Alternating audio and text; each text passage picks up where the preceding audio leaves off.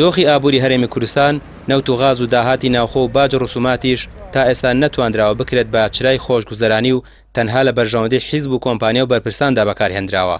سەرڕای ئەوەی هەموو ئەو داهاتانە بەردەوام ڕوو لە زیادبووندا بوون، بەڵام دۆخی ژیانی خەڵک لە پاشەکشێدایە و ڕێژەی هەژاری لە بەرزبوونەوەدایە.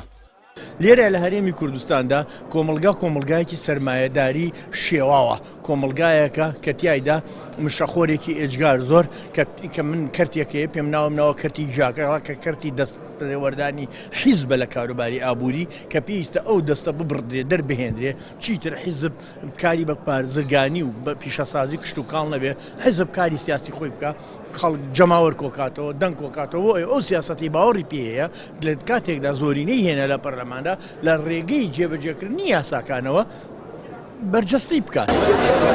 هەزاران دەرچووی زانکۆ و پەیمانگاکان بێکار لە ماڵەوە دانیشتون، تەنانەت حکومەت کەرتی تایبەت و بازرگانیشی سنووردار کردووە و بازرگانەکان نیگەرانن لەم دۆخەی دروستکراوە. سەرۆکی ژووری بازرگانی سلێمانی دەڵێت ئەم کابینەیە دۆخی ئابووری و سێکتەری ئابووری هێندەی دیکە سست کرد، ئەگەر وا بڕوات شکستە ئابووریەکان زیاتر دەبن.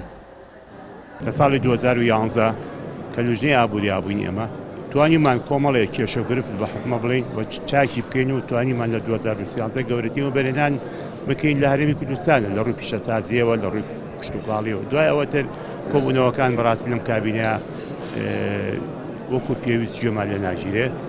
کۆمەڵی حکومەت بەس بیرکردنەوەی لەوەیە چۆن پارە کۆ بکاتەوە دابینی موچە بۆ